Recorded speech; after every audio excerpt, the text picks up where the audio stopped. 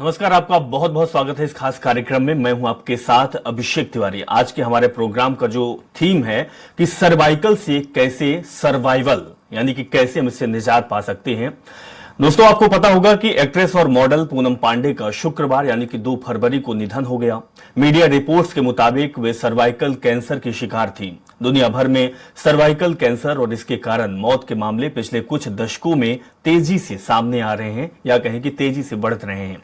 भारत की बात करें तो भारत में सर्वाइकल कैंसर 18.3% यानी कि टोटल पॉपुलेशन में 1,23,907 मामले हैं, जिस दर के साथ तीसरा सबसे आम कैंसर है। रिपोर्ट्स के मुताबिक 9.1% की मृत्यु दर के साथ ही ये महिलाओं में मृत्यु का दूसरा प्रमुख कारण भी है। सर्वाइकल कैंसर के बढ़ते जोखिमों को देखते हुए अंतरिम बजट 2024-25 में वित्त मंत्री निर्मला सीतारमण ने देश में सर्वाइकल कैंसर वैक्सीनेशन यानी कि HPV को बढ़ाने की घोषणा की है। स्वास्थ्य विशेषज्ञ कहते हैं कि महिलाओं को सर्वाइकल कैंसर के जोखिमों को लेकर विशेष सावधानी बरतने रहने की आवश्यकता होती है। तो आइए इस गंभीर कैंसर के बारे में आगे विस्तार से समझते हैं कि सर्वाइकल कैंसर, सर्विक्स में होने वाला गंभीर प्रकार का कैंसर कैसे होता है और क्या कारण इसके होते हैं।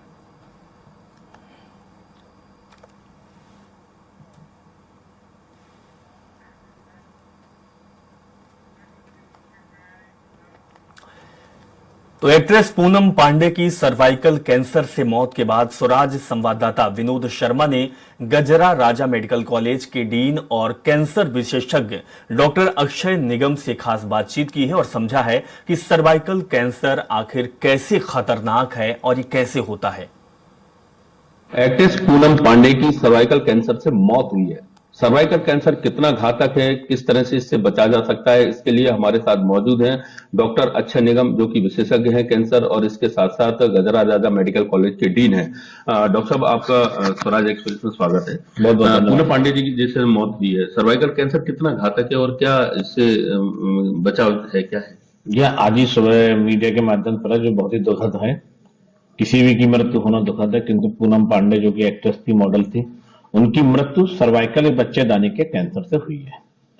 ये अपने आप में एक बहुत बड़ा हम लोगों के लिए भी कष्टदायी है कि किसी भी मृत्यु की कारण कैंसर हो रहा है। अब मैं आपको बता देना था कि कितना ये गंभीर है। अब ये गंभीर नहीं रहा, क्योंकि कैंसर की वैक्सीन आ चुकी है, जिसको HPV वैक्सीन कहते हैं। यदि 9 साल से 12 साल की उम्र में इसको लगाया जाता है तो ये किसी प्रकार का इन्फेक्शन नहीं होता है और सर्वाइकल कैंसर का इंसिडेंस घट जाता है। अभी हम लोग इसके लिए कार्निकोस तथा अन्य NGO के साथ ग्वालियर में एक मूव चलाने वाले हैं, जिसमें 9 से 12 साल के बच्चों के लिए HPV वैक्सीनेशन करवाएंगे, जिसमें गवर्नमेंट जो भी मदद करेगी, नहीं तो Gwalior autonomous society medical college autonomous society के माध्यम से भी करेंगे। अब आती है कि स्टेजिंग में क्यों ऐसा हो गया, क्यों फैल गया।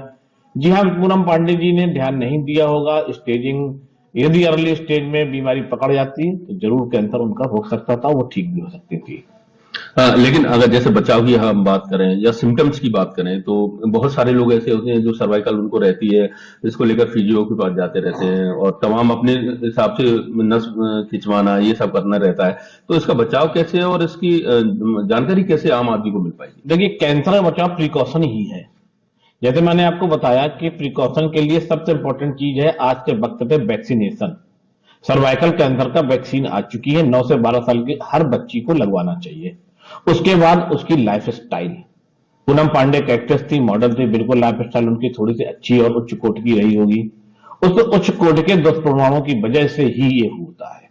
जैसे उदाहरण के तौर पर डायबिटीज होना, BP होना, साथ में मल्टीपल पार्टनर्स होना, साथ में इन्फेक्शन होना, अपना ध्यान न देना, इन सब कारणों से कैंसर बढ़ जाता है। यदि इन सब चीजों में उन्होंने बचाव किया होता तो कैंसर से जरूर ठीक होती। डॉक्टर साहब, लेकिन पता कैसे चलेगा कि ये साधारण सर्वाइकल है या कैंसर है? तो उसके लिए कुछ विशेष टेस्ट होते होंगे, क्या रहता है? बिल्कुल, आजकल हम लोग 21 साल से ही किसी भी नारी या महिला का पैप स्मेयर के माध्यम से स्क्रीनिंग कर रहे हैं। पैप स्मेयर सिंपल सी जांच होती है, जच्चा बच्चा डॉक्टर के पास जाना है, जो बच्चेदानी का पानी होता है उसकी जांच करनी है, उसमें ही सब कुछ पता लग जाता है, यदि होगा कि नहीं होगा, यदि हो सकता है तो भी। तीनों तरह की चीजें उसमें आ जाती है। ये हर 21 साल की बच्ची को या बाद में करा लेना चाहिए। तो कुल मिलाकर अगर ये अवेयरनेस का पूरा टोटल मामला है, क्या इसमें खान पान भी बहुत ज्यादा महत्वपूर्ण रखता है? जिस तरह से आज के जमाने में जो जंक फूड और जिस तरह से अन्य जो फूड है उनको भी इसमें, या कई लोग अन्य चीजों के शौकीन होते हैं, उससे भी इसको कोई फर्क पड़ता है? बिल्कुल, लाइफ स्टाइल का खराब होना बहुत ही दुष्प्रभाव पैदा करता है। खाना पीना होगा, डायबिटीज होगी, बीपी होगा, कोलेस्ट्रॉल बढ़ेगा, ये सभी आपकी इम्यूनिटी घटाते हैं। अगर इम्यूनिटी घटेगी तो वैक्सीनेशन का जो इफेक्ट है वो कम हो जाएगा या वायरल इन्फेक्शन बढ़ जाएगा, तो जरूर कैंसर हो सकता है। ये वैक्सीन आपको लाइफ स्टाइल का अपना दुष्प्रभाव बचाने के लिए लाइफ स्टाइल ठीक करनी है।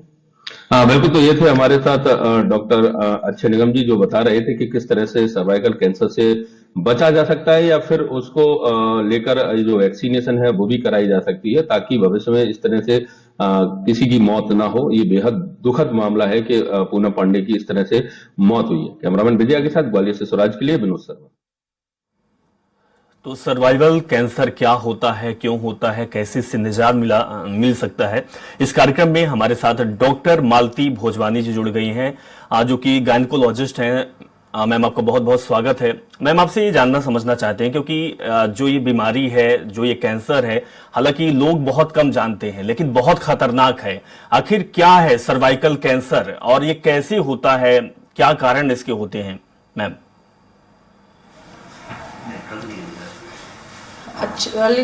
सर्वाइकल कैंसर अक्सर एक वायरस के कारण होता है, ह्यूमन पैपिलोमा वायरस, जिसे हम एचपीवी वायरस या एचपीवी इन्फेक्शन कहते हैं। ये अक्सर महिलाओं में ये प्रेजेंट रहता है वायरस, और कुछ सालों के बाद जिन महिलाओं का इम्यूनिटी कम रहती है, एचआईवी रहता है, डायबिटीज है, या शरीर का वजन ज्यादा है, या उनको कुछ इस तरीके की बीमारी या मल्टीपल पार्टनर्स हैं, तो ये वायरस ग्रो करके ये यूट्रस या गर्भाशय के ग्रीवा का कैंसर बन जाता है। लेकिन सबसे भयानक बात ये है कि ये शुरुआती दौर में इस कैंसर के लक्षण ना के बराबर होता है। महिला को पता ही नहीं चलता कि उसके शरीर में कैंसर पनप रहा है। जब वो बहुत ही आगे वाली स्टेज में पहुंच जाता है, तब वो काफी घातक बन जाता है और काफी जगह फैल जाता है, लीवर में, वर्टिब्रास में, पूरे पेट के अंदर, यूट्रस में। तो उस फैलाव के कारण ये एक घातक कैंसर बन जाता है। हमारे मुल्क में, भारत वर्ष में करीब 1.25 लाख महिलाओं को कैंसर की शिकायत पाई जाती है, और करीब हर साल 70,000 75,000 महिलाओं की इस कैंसर के कारण मृत्यु हो जाती है। इसीलिए यदि हम इस कैंसर का रोकथाम करें, स्क्रीनिंग करें, उसको बिल्कुल ही अर्ली स्टेज में हम उसे डायग्नोस करके उसका ट्रीटमेंट कर ले, तो हम बहुत सारी महिलाओं को मृत्यु के मुख से बचा सकते हैं और उनको एक स्वस्थ जीवन दे सकते हैं। इसी कारण सरकार की ये, जैसे कि हमने पाश्चात्य देशों में देखा कि सर्वाइकल कैंसर ना के बराबर है, क्योंकि वहां की गवर्नमेंट हर महिला का हर साल पैप टेस्ट द्वारा स्क्रीनिंग टेस्ट करके ये पता करती है कि इस वायरस का प्रेजेंट है या फिर इसका शुरुआती दौर तो नहीं है कैंसर का, जिसे हम प्री कैंसरस कंडीशन कहते हैं। तो यदि हम उस लेवल पे इस कैंसर का निदान करके उसको बिल्कुल उसका खात्मा कर देते हैं, तो हम उस महिला को उस कैंसर से बचा सकते हैं।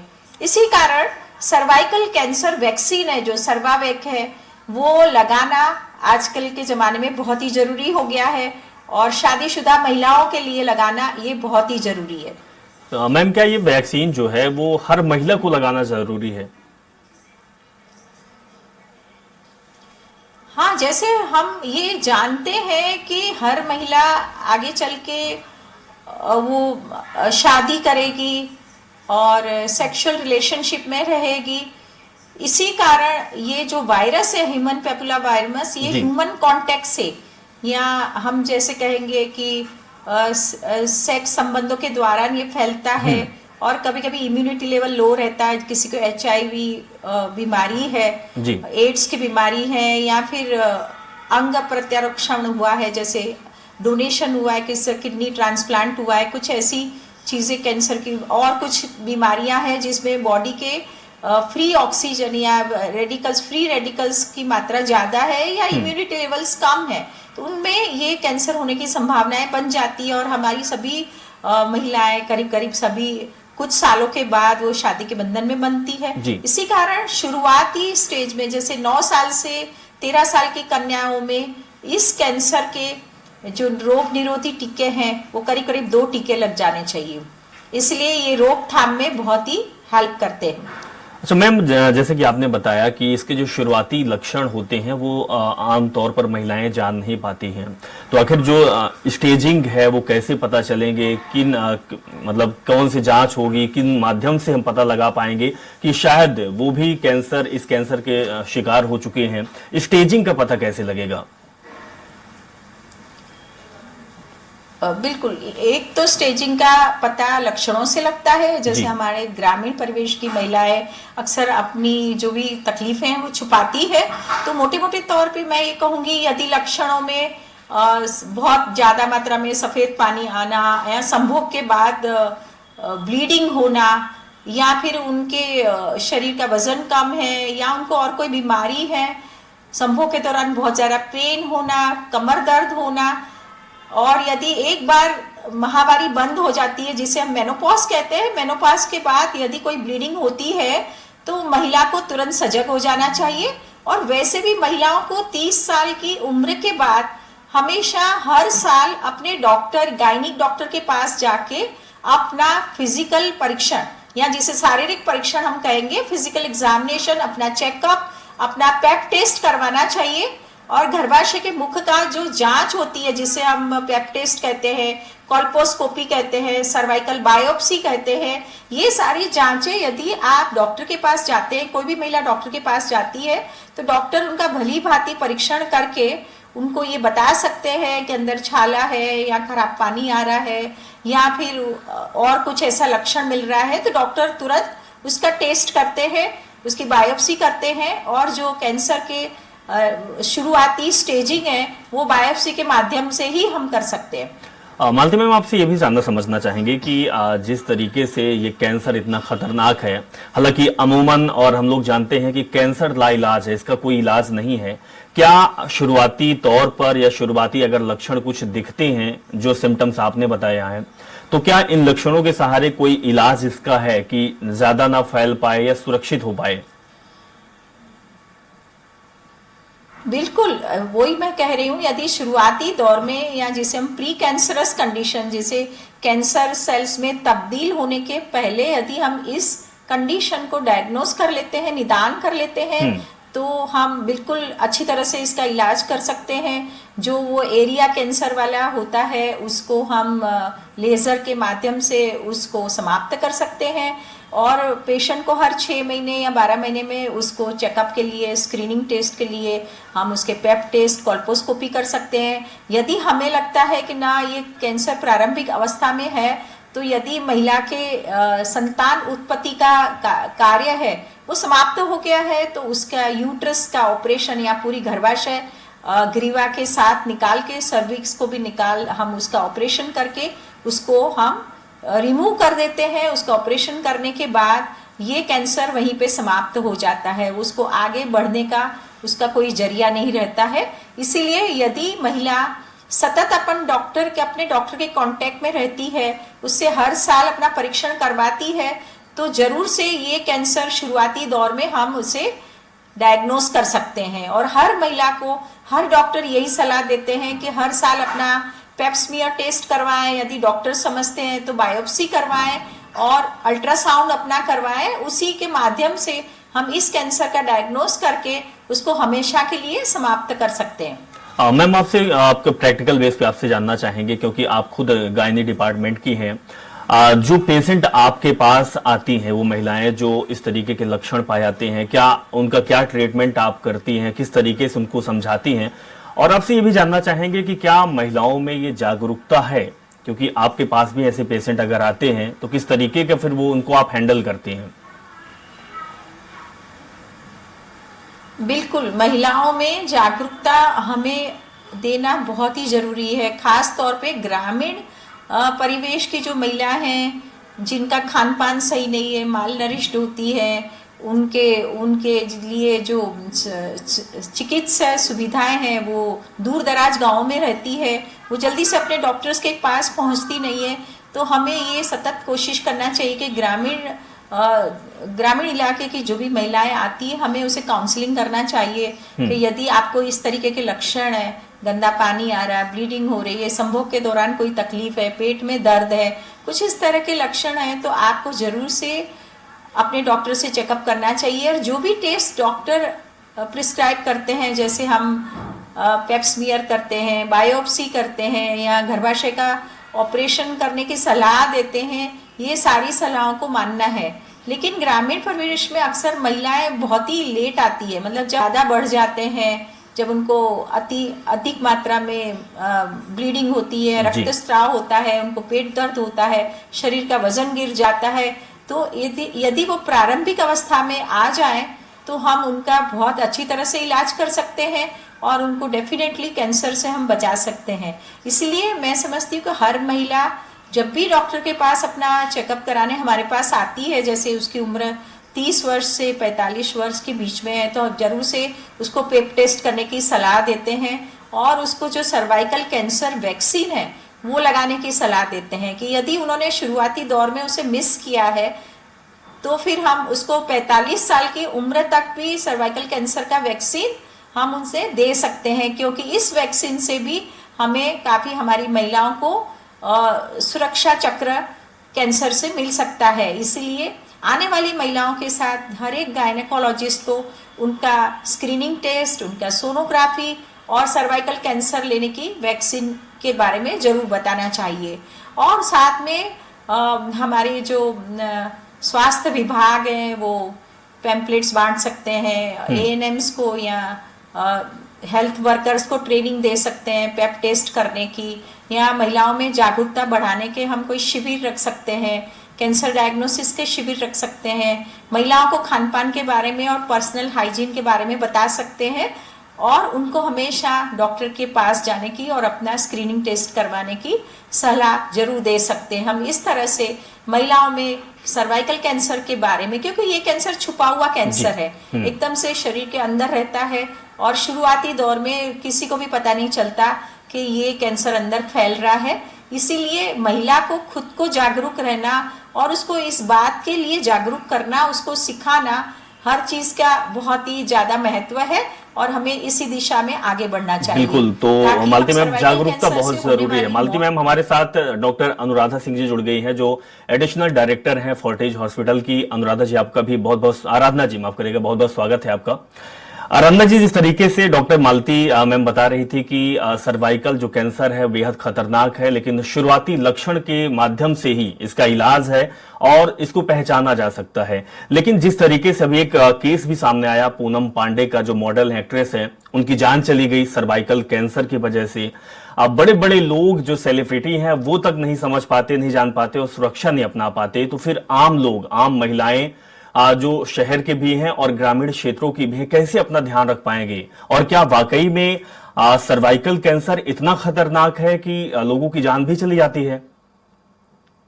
जी नमस्कार, बहुत बहुत धन्यवाद इस मौके के लिए। अच्छा, ये एक बहुत बड़ी समझने वाली बात है कि हम एक तरफ देखते हैं कि बहुत पढ़े लिखे और जो एडवांस लोग हैं वो भी, जो कि नॉलेजेबल हम कहते हैं, वो भी नहीं समझ पा रहे हैं कि क्या लक्षण है। तो इसमें सबसे जो अहम कदम होगा वो यह होगा कि हम सबसे ज्यादा जागरूकता फैलाएं। घर घर में, छोटे छोटे गांव में, हर लड़की में अगर ये जागरूकता फैलेगी, सबसे पहले कि सर्वाइकल कैंसर है क्या। सबसे पहले मैं बताना चाहूंगी कि सर्विक्स जो एक होता है, यूट्रस का माउथ होता है, जो बहुत बार लोग इसको गर्दन के दर्द, जो हम सर्वाइकल का पेन या नेक, ये सर्वाइकल हमारी वर्टिब्रा होती है, मतलब सर्वाइकल मेरुदंड का एरिया होता है, इसको भी सर्वाइकल बोलते हैं। मगर जो सर्विक्स है, यहाँ पर हम बात करें, जो सर्विक्स है वो बच्चेदानी के नीचे का पोर्शन, माउथ का की बात हम कर रहे हैं, उस पोर्शन में अगर कैंसर हो जाता है, ये सर्वाइकल कैंसर कहलाता है। तो पहली चीज तो हम ये गर्दन वाले की बिल्कुल बात नहीं कर रहे हैं यहाँ पर। सर्वाइकल कैंसर एक बहुत कॉमन कैंसर है और मैं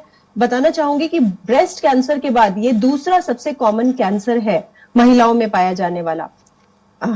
तो इसलिए इसकी जितनी ज्यादा जागरूकता होगी उतना ज्यादा हम इसको बचा सकेंगे। और दूसरी सबसे इसमें महत्वपूर्ण बात यह है कि यही एक ऐसा कैंसर है जो कि टीके के द्वारा या वैक्सीन के द्वारा बचाया जा सकता है।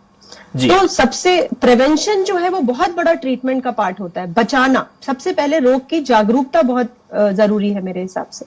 आराधना जी, बचाने से पहले पहचानना, क्योंकि हमारे देश की बात करें, लोग इन चीजों को या तो फिर थोड़ा सा शर्म के लिहाज से देखती हैं। महिलाओं की बात करें, शर्माती हैं, गायनोलॉजिस्ट जैसे आप जैसे डॉक्टर की सलाह नहीं ले पाती हैं, या फिर भी जैसे डॉक्टर मालती में बता रही थी कि जब ये बीमारी गंभीर हो जाती है, बड़ी बीमारी हो जाती है, ज्यादा परेशानी होने लगती है, तब महिलाएं डॉक्टर का सहारा लेती हैं। क्या ऐसे देश में और इस तरीके का जब माइंडसेट बना हो तो इसको पहचानना कितना कठिन हो जाता है, और सरकार को किस तरीके से रुख अपनाना चाहिए इन चीजों को लेके?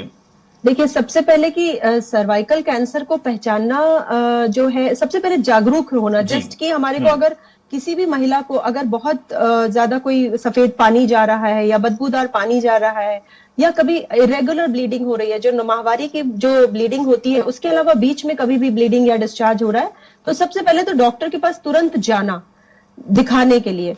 और दूसरा चीज, डरना नहीं कभी भी। कभी कभी लोग सोचते हैं कि पता नहीं क्या होगा, डरना नहीं होता है। एक जो पैप टेस्ट होता है, कि बहुत ही छोटा सा, बहुत ही सिंपल टेस्ट होता है, जो कि जो मैरिड महिलाएं होती हैं वो अपना करवा सकती हैं। हर 3 साल, 30 साल की उम्र के बाद पैप टेस्ट एक बहुत ही छोटा, आप ग्रामीण महिलाओं की बात छोड़िए, शहरों की महिलाएं पैप टेस्ट से डरती है। इवन उनको अवेयरनेस नहीं है कि पैप स्मीयर होता क्या है। तो मैं बताना चाहूंगी कि पैप स्मीयर एक बहुत छोटा सा टेस्ट है, जिसमें हम बच्चेदानी के माउथ से एक छोटा सा ब्रश लेते हैं, और ये हल्के से ब्रश से वो सेल्स लेकर उनको स्लाइड बना के और जांच के लिए भेज देते हैं। तो सिर्फ ये इतना छोटा सा, मुश्किल से 4 से 5 सेकंड वाला टेस्ट है, जो कि करवाना चाहिए। तो इससे एक तो घबराए नहीं। जैसे ही कोई सिम्टम, कुछ एबनॉर्मल या कुछ परेशानी, इरेगुलर ब्लीडिंग या दर्द नीचे की तरफ कुछ भी हो रहा है, तो आप सबसे पहले डॉक्टर को दिखाने में बिल्कुल झिझके नहीं। तो पैप टेस्ट जो होता है वो करते क्यों है? तो पैप टेस्ट हम जब करेंगे, जब भी कोई महिला इस तरह के किसी लक्षण से हमारे पास आती है, तो एक तो हम उनको ट्रीट करते हैं, दवाइयां देते हैं डिस्चार्ज के लिए, और दूसरा हम उनका ये छोटा सा पैप टेस्ट करते हैं।